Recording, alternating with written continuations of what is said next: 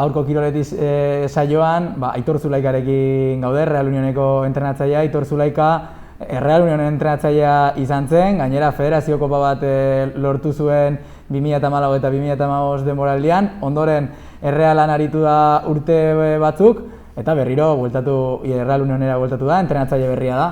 Berria, baina aipatu ez sarreran, kluba ezaguna duzu eta gainera lorpenen bat ere lortu duzu.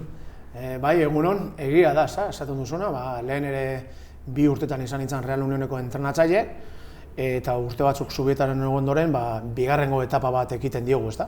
Eta bai, nik uste dut klubaren barruan dauden estruktura guztiak esaten duanen estruktura da, instalakuntzak, presidentea, bere junta, langileak, teknikari asko, ezagutzen ditut, Irun hiria edo herria ere ezagutzen dut, neurri batetan behintzat, eta egia esan, zentzu horretan ez da hain berria.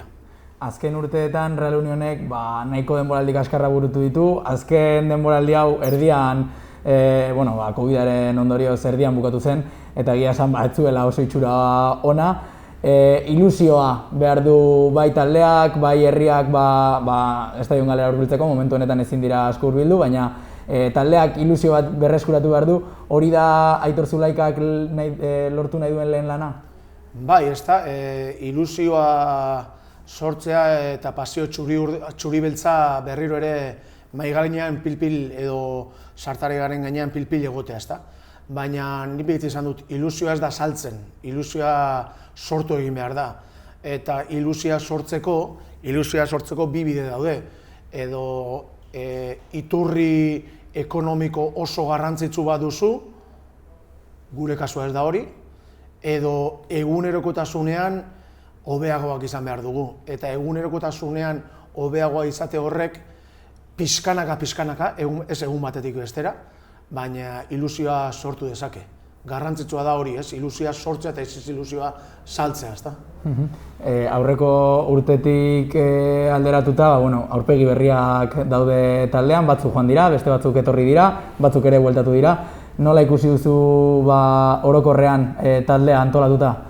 Egia esan, ni berriro etorri nintzelako ekainaren hasieran edo adostu genuen Real Unionera ni itzultzearena, egia esan, 9 jokalari kontratuarekin zeuden. Eta denak ikuste genuen jarraitzeko arrazoiak zituztela. Hori alde batetik.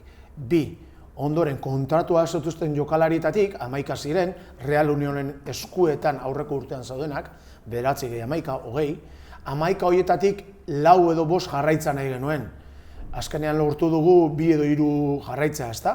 Beste 2 edo 3 nahi genituena jarraitzea, erabaki dute beste proiektu batzui heltzea, ezta? Orduan, aurreko urtetik, azken finean, labur bilduz, aurreko urtetik 11-12 jokalari gaude. Aldaketa da? Bai, baina kasik bieren aurreko urtekoa dira. 7 jokalari aldatzea, aldaketa da, ohiko aldaketa esango nuke bigarren B mailako talde batetan eta inkluso beste talde askotan, baina egin behar dena da aldaketa horiek egokitu lehen, eta 20 jokalari, 22 jokalari hauei helarazi nahi diegun, ezta? Jokatzeko modu bat, idea bat, identitate bat, eta guzti hori, ezta? Eta prozesu horretan gaude orain. Sarreran aipatu dut, Errealean ere ibili zarela, hori ibili zara Sansen eta Erreala zen, Xabi Alonsorekin batera, eta zu arrobiko gizona zea. Nola ikusten duzu Real Unionen arrobia, nola ikusten duzu taldea arrobiarekin koordinazioan? Egia esan, orain dela aurreko etapan ere, Real Unionen egon nintzanean, arrobia ezagutzeko aukera izan nuen, eta batez ere, edo gertu bizi izan nuen, bigarrengo taldea, ezta? Nik uste dut aldaketa garrantzitsu bat eman dela arrobiagoren estrukturan baita ere, ezta? Struktura organizatiboan batez ere, sekretaria teknika berria dago, entrenatzaile berria daude, nik uste dut arrobia ere eraikitze prozesu batetan dagoela, baina usaitzen dut, dastatzen dut eraikitze prozesu hori positiboa izango dela, bai Real Unionentzako eta bai Irunentzako. Besteak beste, ikusi dut Irunen talde gehienak edo ia denak adostu dutela edo konbenioak sinatu dituztela, hori da bidea zalantzarik gabe, eta bide horretan feedbacka egon behar du bi zentzuetan, ez da Real Unionetatik beste taldeetara eta beste taldeetatik Real Unionera. Nik uste dut horreman diren akordioak edo konbenioak oso garrantzitsuak direla, eta nik uste dut hori eta piramidearen atzean reala ikusita, nik uste dut gauza polit bat egin daitekela, eta eraikitze prozesu horretan gaudela. Positiboa naiz, etorkizun hurbileraz dut esango, zeren horrako aldaketak fruituak etorkizun ertain beta urrunera ematen dituzte, eta ziur nago honek bere fruituak emango dituela. Zalantzarik egin gabe, eraikitze prozesu honetan aldaketak daude, positiboa naiz, baina beste gauza batzuk aldatu behar dira, ezta? Gauza batzuk aldatu behar dira, eta hemendik bidaltzen dut mezu bat baita ere, nik uste dut Irun bezalako hiri batek futbol zelai hobeagoak izan behar dituela agian ez, ziur, eta ez galen, esaten dut, zelai guztiak, ezta? Zelai guztietan, futbol zelai egoki batzuk izan behar dituela, hobeto strukturatuta, hobeagoak, hori ere positiboa izan dadin, eta denek zerbitzu ona izan dezaten baita ere, zentzu horretan ere, udala eta foru aldunderen aldetik, ezta? Aurtengoa oso urte erraroa izaten ari da, baina zuen kasuan denboraldia pixka eta erraroagoa izango da, formatu aldatu delako, txapelketaren formatua aldatu delako, aurten igotzeko asko saiatu beharko delako, baina ze helburu bat jartzekotan, zein helburu jarriko zenuke aurtengo denboraldian? Bai, alde batetik dago formatua, ez da, kompetizio formatua oso desberdina da beste urteetatik, dena da desberdina, beste urteetan 80 ekipo egoten ziren bigarren B mailan, aurten 102 talde gaude, 3 fase desberdin daude, dena da desberdina, ezta? Subgrupoa daude, grupoaren barruan subgrupoa daude, dena da desberdina. Dena desberdina esateak ezjakintasun puntua handia gotzen du, ezta? Edo ezjakintasun gehiago, edo zalantza gehiago ematen dizkizu guztiak.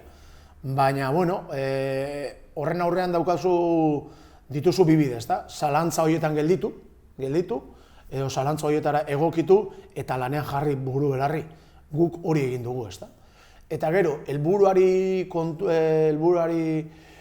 kontu izan da, helburua, hau ere garbia da, ezta? Aurten, konpetizioak markatzen du, bi igoera mota daudela eta bi jaitsiera mota daudela, ezta?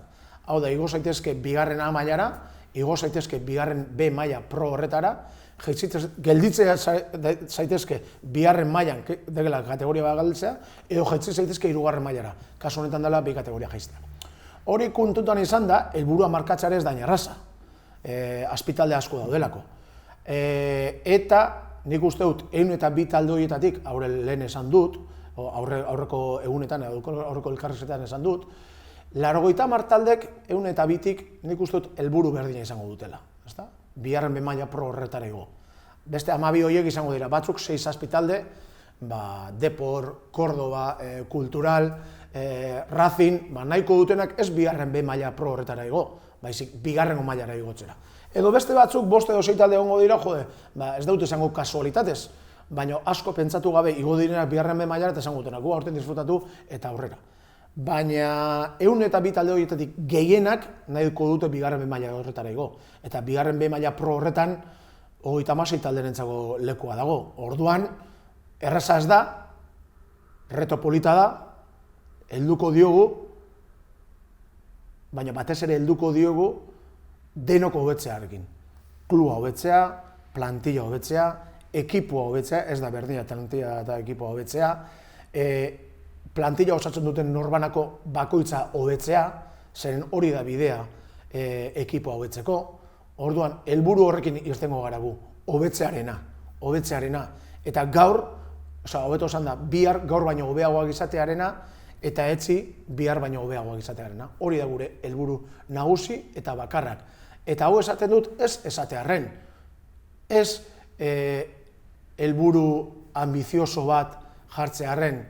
Ez, hau esaten dut errealitatea delako, eta badago esaera bat euskaraz esaten duena atzeak erakusten du aurrean nola dantzatu, begiratu ezagun azkenengo urteak nolakoak izan diren etorkizunera aurrera beste era batetara begiratzeko.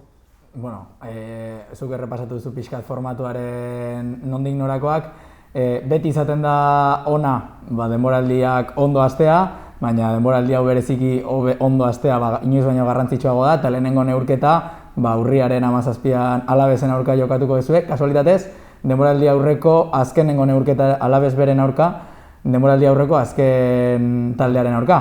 Bi partido jarraian Alaves beren aurka, hor egongo da, ondo neurtuko zeate zuek, ez? Bai, egon daiteke aldaketaren bat, egon daiteke aldaketaren bat, egia da, printzipioz, Kopa Federazioan izena eman aurretik, egia da hori, ez da, sosketa egin zen, eta Alaves tokatu zitzaigun, eta aurre denboraldiko azkeneko partidua ere Alavesen.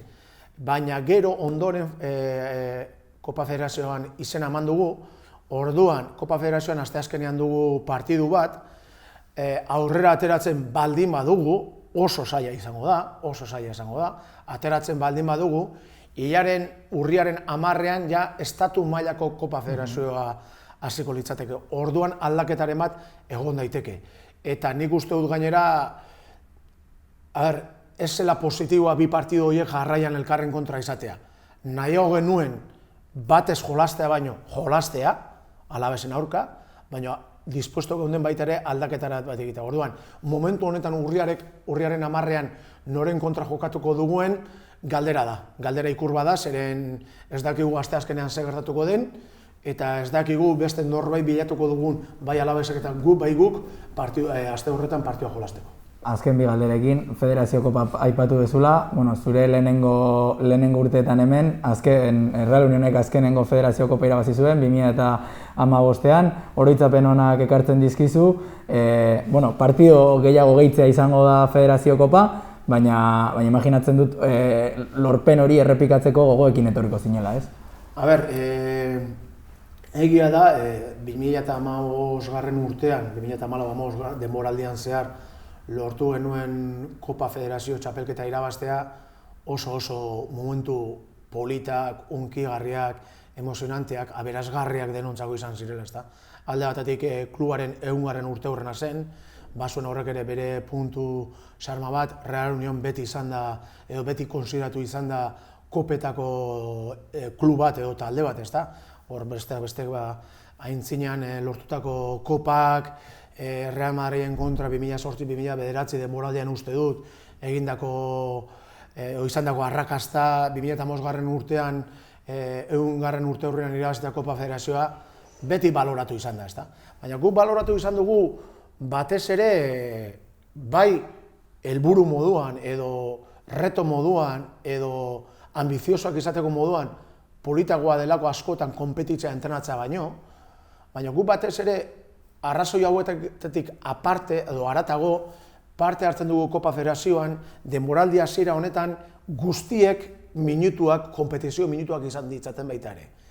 Eta zeren guztiek hasieran minutu konpetizioak baldin baituzte, base bat hartzeko balio izaten du, eta konpetizioa beraien artean, postu bakoitzeko bi jokalari horien artean, lehia bat sortzeko ere balio izaten du. Orduan guzti hori kontutan izan da parte hartzen dugu Kopa Federazioan, hau da, minutuak izateko, konpetizioa izateko, baina horrek ez du izan nahi, utziko duguela alde batetik helburua Kopa Federazio on bat egitarena. Errepikatzea orduan lortutakoa oso zaila da, baina euskaraz badago beste esaldi bat, esaten duena pasatu den urak errotak ez dituela mugitzen, ezta? Orduan lehenak ez du balio zertarako, orainak balio du eta horretan gaude zentratuta. Eta azkenengo galdera, COVID-a medio, irundar asko, etxean gelditu behar izan dira eta garai txarrak pasatu dituzte. Mezu bat klubetik edo Aitor Zulaikaren mezu bat irundar horiei ilusioa sortzeko eta zenbaitzuk etorri ahalko dira Real Unionen neurketak ikustera, estadion galera gerturatzeko, mezu bat helarazteko zure izenean edo Real Unionen izenean.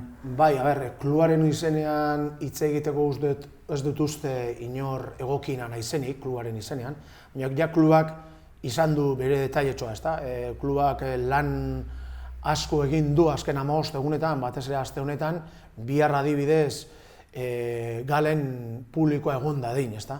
Nik uste dut hori dela klubaren mezurik garrantzitsuena, ezta? Klubak nahi du Irungo jendeak, Irungo futbolzaleak, Irungo Real Union zaleak izan dezaten bere tartea, bere ohitura galera etortzeko, berreskuratzeko aukera, ezta? Eta askotan mezuak baino ekintzak dira onak, ezta? Eta klubak nik uste dut zentzu horretan ekintza polit bat egin duela, bihar jendea galera etorri dadin. Bihar eta ondorengo jardunaldietan eta ligan zehar, ezta? Hori da mezuerik garrantzitsuena, ekintza hori, jendea etorri dadin. Eta gero nik Aitor Zulaikaren izenean eta lehenengo taldeko entrenatzaile moduan bai gogoratu nahi dut, Irunen COVID-19aren inguruan sufritu duten familia guztiarekin gogoratu nahi dut, segurazki batzuk beraien inguruneko norbaitzuk galduko zituzten martxotik ona, eta beraiekin gogoratu nahi dut, eta baita ere orokorrean irundar guztiekin gogoratu nahi dugu. Momentu zaila hauetan batuta egon behar dugula eta egongo garela adierazteko, eta nire animorik guztienak zabaltzeko. Eta bide batez, klubaren izena bat eginez, union, bat egin gaitezen eta jarraitu ezagun aurrera. Oso ondo, mezu bukatzen dugu elkarrizketan, mila esker gu jasotzagatik Aitor, eta animo aurtengo denboraldian, eta lorpen edo behintzat ilusio pixka zorrarazten dugun berriro. Eskerrik asko zuei eta nahi duzuen arte. Mila esker.